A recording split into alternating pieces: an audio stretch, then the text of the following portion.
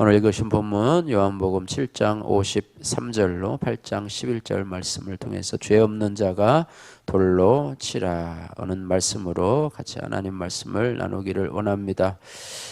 오늘 본문 말씀을 간단히 살펴보면요, 성전에서 말씀을 가르치시는 예수님을 시험하려고 이 서기관과 바리새인들이 음행 중에 잡힌 여자 하나를 끌고 옵니다. 그리고 모세의 율법에 따라서 이 여자를 돌로 쳐 죽여야 된다고 하는데 예수님의 생각은 어떠하신지라고 물어보는데, 이것은 예수님을 고발할 증거를 찾기 위해서 덫을 놓는 것과 같습니다. 이에 예수님은 너희 중에 죄 없는 자가 먼저 돌로 치라 하시면서 이제 양심의 가책을 느낀 사람들이 하나하나 떠나자 이제 여인에게 이제는 나도 너를 정죄하지 아니하노니 다시는 가서 죄를 범하지 말라는 내용이 오늘 본문의 말씀입니다.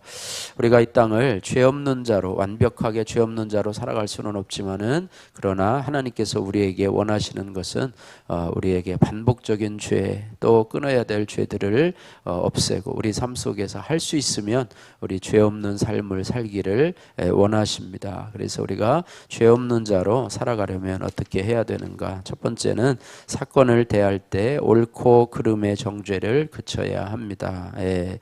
53절에서 8장 6절 말씀인데요, 오늘 본문의 유대의 이 종교 지도자들이 가늠하다 현장에 잡힌 여인을 데려와서 예수님을 시험하게 되는데요, 예수님이 그녀를 죽이지 말라고 하시면 그들은 율법으로 주님을 고발할 예정이었습니다. 왜냐하면 율법에는 음행한 자를 돌로 쳐 죽이라 이렇게 말했기 때문에 예수님을 고발하고, 반대로 그녀를 처형하라, 죽이라고 하시면 그들은 로마법으로 주님을 고발할 생각이었습니다. 왜냐하면 유대인들은 이 죄인들을 직접 처벌할 권한이 없었기 때문에, 로마의 권한이었기 때문에 그걸 죽이라 말라 하다 보면 로마법에 걸리기 때문에 그렇습니다. 어쨌든 이처럼 이 유대 종교 지도자들은요, 예수님을 옳고 그름의 잣대를 가지고 정죄해서 잡아놓고자 하는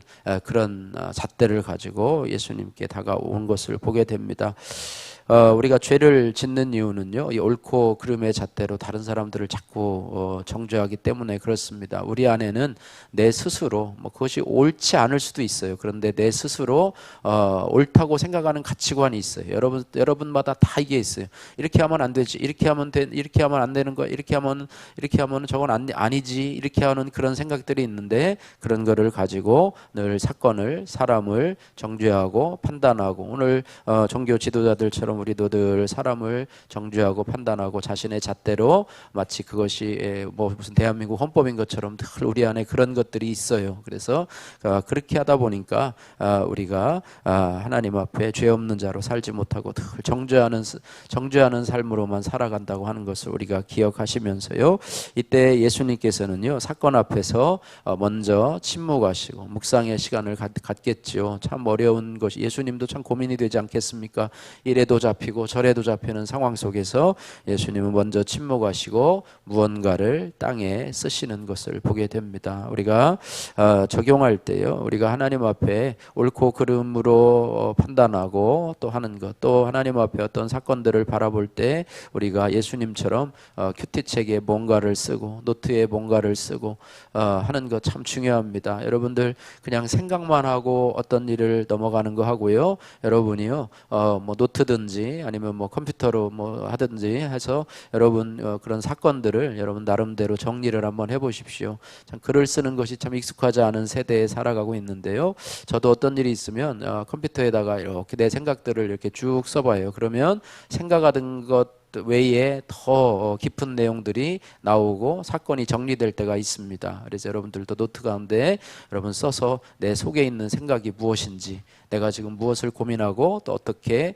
행동해야 될지, 이런 부분이 오늘 예수님이 침묵하시고 땅에 쓰시는 것을 우리가 적용할 수 있는 그런 부분이라고 생각이 됩니다. 두 번째로, 죄 없는 자로 이 땅을 살아가려면 말씀을 듣고서 내 죄를 깨달아야 합니다. 그래서 8장 7절에서 9절 말씀에요, 예수님은 이 사건이 옳고 그름으로 해결할 문제가 아님을 아시고 그래서 돌로 치라는 명령으로 율법을 지키시고 죄 없는 자가 먼저 돌로 치라는 요구로 고소자들 속에 있는 죄를 드러내는 적용을 하게 된다라고 하는 것입니다. 우리가 주의 말씀을 들을 때요, 우리 역시 죄 없는 자가 돌로 치라라고 할 때에 누가 이 말 들어야 되는데, 저 누가 우리 남편이 저 얘기 들어야 되는데, 이런 다른 어떤 손가락을 다른 데로 향하는 적용이 아니라 나에게 향하는 적용을 해야 된다는 것이죠. 그래서 진정한 문제 해결은 말씀을 듣고 다른 사람의 죄가 아니라 나의 죄를 깨닫는 데에 있다고 하는 것입니다. 그래서 내 죄가 드러나고 또 그렇습니다. 어쨌든 돌을 들어서 나도 죽고 남도 죽이는 상황에서 우리는 말씀을 듣고 나의 죄를 깨닫고 주님 앞에 나가는 것, 이것이 바로 우리가 죄 없는 자로 이 땅을 살아갈 수 있는 비결이라고 하는 것입니다. 여러분 말씀을 들을 때 여러분 꼭 큐티할 때나 아니면 주일 새벽 말씀을 들을 때도 마찬가지고 여러분들이 꼭 하나님이 주시는 생각들 속에 여러분의 죄가 드러나는 것, 그것이 축복이고 은혜인 줄로 믿습니다.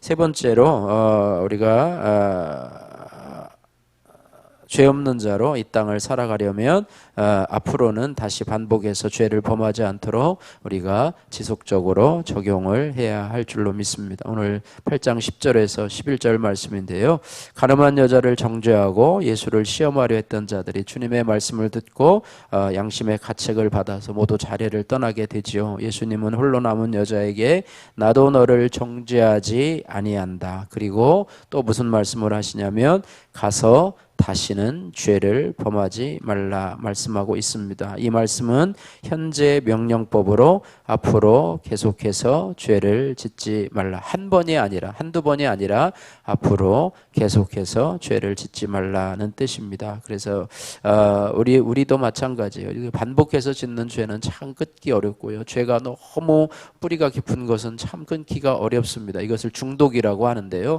어쨌든 이런 부분들을 여러분들이 계속 하나님 앞에 긍휼을 구하며 기도하면서 나가고 하나님 앞에 우리가 반복해서 죄를 짓지 않고 또 우리의 주님 앞에 설 때까지 우리가 죄와 싸우되 피 흘리기까지 싸우는 그런 모습들이 있어야 우리가 하나님 앞에 온전히 설 수 있는 것을 우리가 기억하면서요, 우리가 주님을 닮아가는 그런 모습들, 아마 죄를 끊는 이런 적용들도 하나님 앞에 우리가 상급이 되지 않을까 이런 생각이 듭니다. 그래서 이것이 지난주에 얘기했듯이 우리가 심판받고 지옥 가는 그런 부분이 아니고요, 예수님을 닮아가는 부분이기 때문에 우리가 하나님 앞에서 또 주님 앞에서 빛과 소금의 역할을 감당하기 위해서 세상과 구별되는, 세상은 자꾸 죄를 짓는 쪽으로 가지만 우리는 죄를 없애는 쪽으로 가다 보면 우리가 거룩해지고 경건해지고 또 세상에 영향력을 미치는 선한 사람으로 살지 않을까 싶습니다.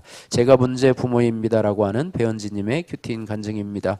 엄하신 부모님 밑에서 맞이로 태어난 저는 인정받고 싶어서 스스로 할 일을 잘하는 모범생으로 자랐습니다. 부모님이 싫어하시는 일은 하지 않았고 공부를 열심히 하고 규율을 지키는 것을 당연하게 여겼습니다. 너무 좋은 자녀죠. 그러나 정작 내 내면의 소리는 외면한 채 부모님과 선생님이 원하시는 대로 틀에 갇힌 생활을 했습니다. 자기가 원하는 삶을 살아가는 사람들을 부러워하면서도 한편으로는 왜 저러지라고 판단을 했습니다. 청년 시절의 말씀으로 나 자신을 들여다보는 공동체에 속하면서 옳고 그름의 가치관으로 남을 판단하고 정죄하는 바리새인이 바로 나 자신이라는 것을 깨닫게 되었습니다. 그럼에도 불구하고 저는 자녀 고난을 겪는 지체들을 보면서 왜 자녀 양육을 저리도 힘들어할까, 나라면 저렇게 되도록 놔두지 않을 텐데 라고 생각하는 교만이 내 안에 자리 잡고 있었습니다. 그러면서 내 아이는 큐티하는 공동체에서 자랐으니 믿음도 좋고 공부도 잘하고 부모 말도 잘 듣는 자녀이기를 바랐습니다. 그래서 스스로 의롭다고 여기며 예수님을 시험한 서기관들과 바리새인처럼 내 맘대로 따라주지 않는 첫째와 공부 잘하고 모범생인 둘째를 차별하여 자녀를 괴롭게 했습니다. 그러다 저는 공동체의 권면에 따라 청소년부 교사로 봉사하게 되었는데요, 그곳에서 저는 자기 자녀보다 힘든 아이들을 기다리고 품어주는 선생님들의 모습을 보며 저의 죄를 깨닫게 되었습니다. 음행 중에 잡혀온 여자를 긍휼히 여기신 예수님과 달리 제게는 자녀를 향한 긍휼함도 없었고 없었고 하나님을 향한 신뢰도 없었던 것입니다. 이런 제게 예수님은 나도 너를 정죄하지 않으니 다시 가서 다시는 죄를 범하지 말라라고 하십니다. 이 말씀을 기억하며 자네는 하나님이 제게 잠시 맡기신 선물이고 저는 청지기일 뿐이라는 사실을 잊지 않겠습니다. 나가 사춘기를 겪는 자녀들을 잘 기다리고 받아줌으로 하나님의 긍휼을 보이기를 원합니다. 적용하기, 제가 맡은 청소년부 아이들에게 일주일에 한 번씩 전화 신방을 하겠습니다. 큰 아이에게 응 그렇구나 알겠어 라고 하는 수용의 언어를 사용하겠습니다.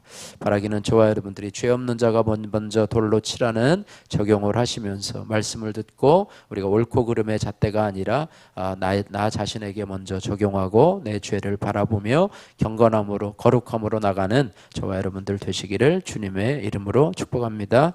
기도하겠습니다. 사랑의 하나님 아버지 감사합니다. 현장에서 잡혀온 가늠한 여인이 바로 우리 자신임을 고백합니다. 돌로 쳐서 죽임당해 마땅한 저를 하나님 예수 그리스도의 십자가로 품어주시고 또 보호해 주셔서 정죄하지 않는다고 말씀해 주시는 하나님 감사합니다. 이제 다시는 죄를 범하지 말라는 주님의 준엄한 명령 앞에서 지속되고 반복적인 나의 죄가 끊어지게 하여 주옵소서. 예수님 거룩하신 이름으로 기도드립니다. 아멘.